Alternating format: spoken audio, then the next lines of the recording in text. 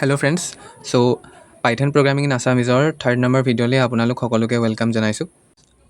আজি আমি শিকিম পাইথন প্ৰগ্ৰামিঙত যে ফাংচনছ কেনেকৈ ইউজ কৰে আৰু ফাংচনছ কি হয় আৰু ফাংচনছ কেনেকুৱাবোৰ থাকে আৰু সিহঁতৰ কি কি কাম।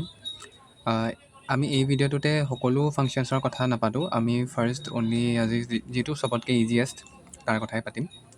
সেইটো হৈছে প্ৰিণ্ট ফাংচন।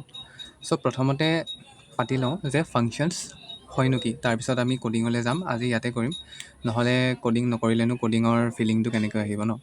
ফাৰ্ষ্ট চাই লওঁ যে ফাংচনছ হয়নো কি। মই তোমালোকক ডেফিনেশ্যনটো দেখাই দিছোঁ। প্ৰথমতে ডিছকাছ কৰি লওঁ যে ফাংচনছ হয়নো কি। ফাংচনছ হৈছে কিছুমান pre written piece of code, যিবোৰ আমি প্ৰগ্ৰামিং লেংগুৱেজত ইউজ কৰোঁ কিছুমান স্পেচিফিক টাস্কৰ কাৰণে। লাইক এতিয়া প্ৰিণ্ট ফাংচনটোৰ কথা পঢ়ি লোৱা। The print function in Python is used to display messages or output on the screen. Simply তোমালোকে এইটো কথা জানিলেই হ'ব যে প্ৰিণ্ট ফাংচনে কি কৰে, আমি কিবা এটা বস্তু আউটপুট হিচাপে দেখাবলৈ ইউজ কৰোঁ। ইয়াৰ বহুতো এক্সাম্পলো আছে। এক্সাম্পলবোৰ মই তাত প্ৰগ্ৰামিং লেংগুৱেজৰ যিটো এপ আছে তাত দেখাম। এইটো মই যিটো তোমালোকক ইনষ্টল কৰাইছিলোঁ py-3, সেইটো অ'পেন কৰি লৈছোঁ। তাতে এটা নিউ ফাইল ক্ৰিয়েট কৰি লৈছোঁ। নিউ ফাইল তোমালোকে কেনেকৈ ক্ৰিয়েট কৰিবা, যিটো ওপৰৰ এই বাটনটো দেখিছা ৰেক্টেংগল টাইপৰ, এইটো ফাইল বাটন, ইয়াত ক্লিক কৰিবা, দেন নিউত ক্লিক কৰি দিবা।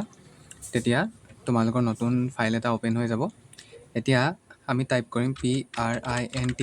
প্ৰিণ্টৰ কিন্তু গোটেইকেইটা লেটাৰ আছে, সেইকেইটা স্মল লেটাৰত হ'ব লাগিব। Then small bracket, then inverted comma. তোমালোকে ইয়াত ডাবল ইনভাৰ্টেড কমা ইউজ কৰিব পাৰা, ছিংগল ইনভাৰ্টেড কমা ইউজ কৰিব পাৰা, কিন্তু মই ডাবল ইনভাৰ্টেড কমাই ইউজ কৰিছোঁ।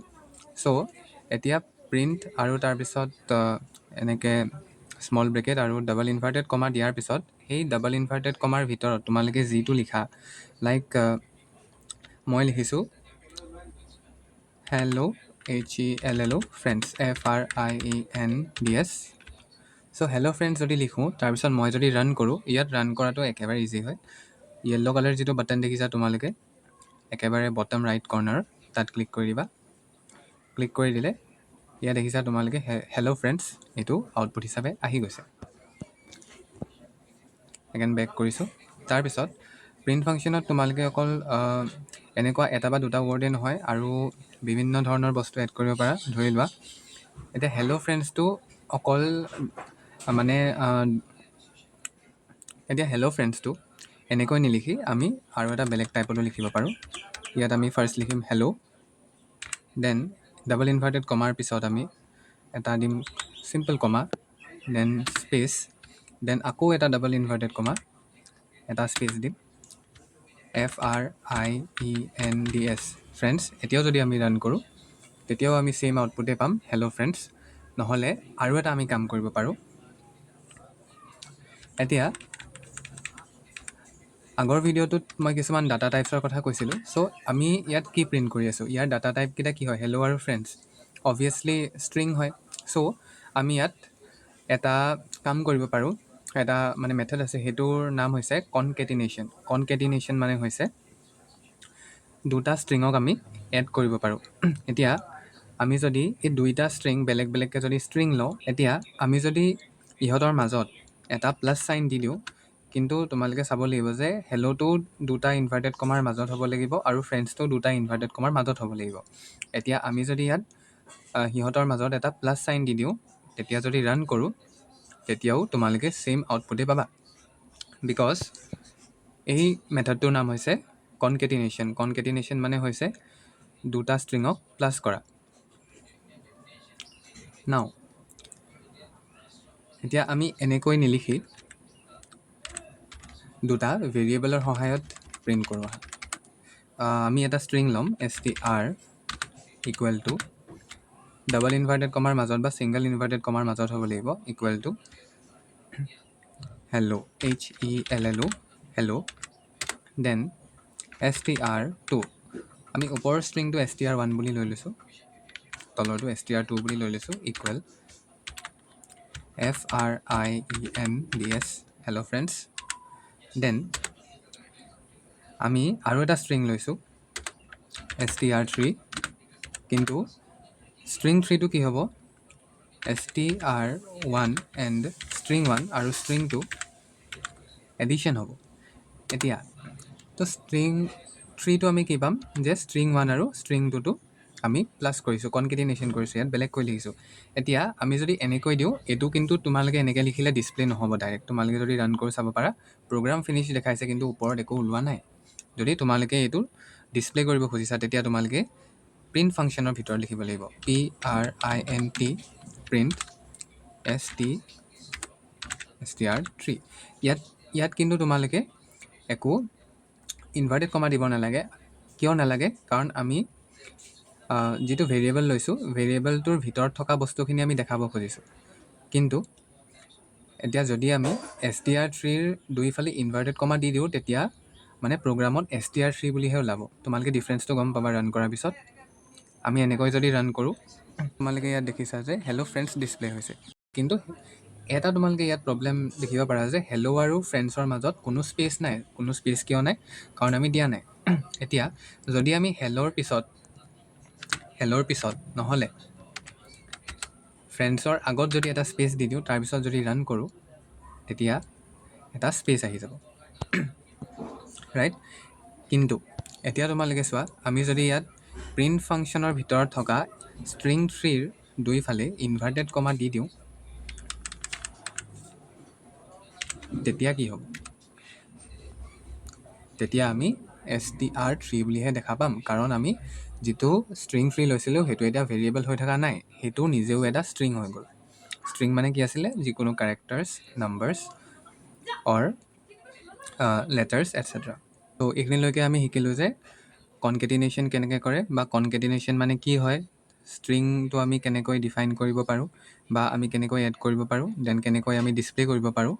এতিয়া চাওঁ আহা, আৰু এটা ইণ্টাৰেষ্টিং ফেক্ট যে তুমি যদি প্ৰিণ্ট ফাংচনৰ ভিতৰত এটা চেণ্টেঞ্চ লিখিব খোজা, ঠিক আছে, দেন ইনভাৰ্টেড কমাৰ মাজত যদি আমি আকৌ এবাৰ লিখোঁ, এইবাৰ বেলেগ এটা চেণ্টেঞ্চ লিখিছোঁ, আই লাভ ফিজিক্স। অ'কে, এতিয়া এইটো ৰান কৰিলোঁ। তোমালোকে আউটপুট দেখিছা যে আই লাভ ফিজিক্স। কিন্তু যদি আমি আইটো এটা লাইনত, লাভটো এটা লাইনত আৰু ফিজিক্সটো এটা লাইনত, মানে এটাৰ তলত এটা যদি দেখাব খোজোঁ, তেতিয়া আমি কি কৰিব লাগিব?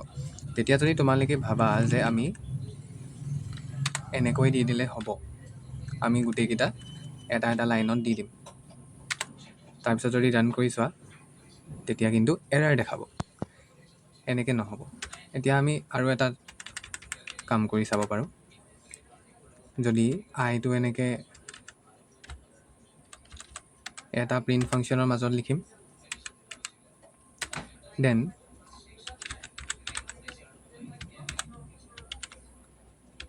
লাভটো এটা লাইনত লিখিম,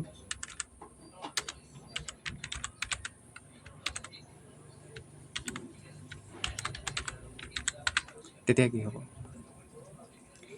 তেতিয়া কিন্তু গোটেইকেইটা ৱৰ্ড বেলেগ বেলেগ লাইনত দেখা পাব। কিন্তু এনেকৈ যদি 1000টা লাইন লিখিব লাগে, 100টা লাইন, 1000টা বাৰু নালাগে, যদি 100টা লাইন লিখিব লাগে, 50টা লাইন লিখিব লাগে, তুমি বাৰে বাৰেতো প্ৰিণ্ট লিখি নাথাকা। তাৰ কাৰণে এটা চলিউশ্যন আছে। চলিউশ্যনটো কি হয়? অলপমান তোমালোকৰ কামটো কমাই দিব। আমি আই লিখিলোঁ, ঠিক আছে, আইৰ পিছত আমি আৰু এটা কোড লিখিম, /n, ঠিক আছে। n মানে হৈছে নিউ লাইন, কিন্তু তাৰ আগত তোমালোকে এই স্লেছডাল দিব লাগিব, দেন LOVE, দেন আকৌ এবাৰ /n, দেন ফিজিক্স। এতিয়া যদি ৰান কৰা, তেতিয়াও একেটাই আউটপুট আহিছে। চ' তোমালোকে /nটো ইউজ কৰি কিছুমান ৱৰ্ড ইটোৰ পিছত সিটো বা ইটোৰ তলত সিটো প্ৰিণ্ট কৰাব পাৰা। এতিয়া আমি চাম যে ছিংগল ইনভাৰ্টেড কমা, ডাবল ইনভাৰ্টেড কমা আমি মানে কিমানবাৰ ইউজ কৰিব পাৰোঁ প্ৰিণ্ট ফাংচনৰ ভিতৰত। PRINT আগতে প্ৰিণ্ট লিখি ল'ম। তাৰপিছত এতিয়া আমি যদি লিখোঁ 1, 2, 3টা ইনভাৰ্টেড কমাৰ মাজত যদি আমি এটা ৱৰ্ড লিখোঁ PHYSICS ফিজিক্স বুলি, আকৌ যদি 3টা ইনভাৰ্টেড কমা দি ক্ল'জ কৰি দিওঁ, তাৰপিছত তুমি যদি আউটপুটটো চোৱা, তেতিয়াও তোমালোকে আউটপুটটো ছেমেই পাবা, ফিজিক্সে পাবা। এতিয়া আমাকনো 3টা ইনভাৰ্টেড কমাৰ এনেকুৱা দৰকাৰ কি? এতিয়া চোৱা, আমাক এইকেইটা কিয় দৰকাৰ? যদি আমি যিটো আউটপুট দেখাব খোজোঁ, তাৰ যদি সেই চেণ্টেন্স বা ৱৰ্ডটোৰ ভিতৰত যদি ছিংগল ইনভাৰ্টেড কমা বা ডাবল ইনভাৰ্টেড কমা থাকে, তেতিয়াহে মানে আমি ইয়াৰ এডভান্টেজটো গম পাম। এতিয়া চোৱা, এতিয়া যদি মই লিখোঁ আই এম অনুৰাগ, এণ্টাৰ কৰিলোঁ, আই এম অনুৰাগ আহি গ'ল। কিন্তু যদি মই আই এম নিলিখি যদি এইটো শ্বৰ্ট ফৰ্মত লিখিব খোজোঁ, শ্বৰ্ট ফৰ্মত কেনেকৈ লিখে? I am Anurag, right? অকণমান এক্সেণ্টটো চেঞ্জ হৈ গ'ল। চ' এতিয়া চোৱা, এতিয়া যদি আমি ৰান কৰোঁ, তেতিয়া দেখিছা এই যিটো আই আৰু এমৰ মাজত এপ্ৰষ্টফিটো আছে, তাক আমি দিব পাৰোঁ। চ' এইটো আমাৰ এটা এডভান্টেজ, চিম্পল এডভান্টেজ হয়।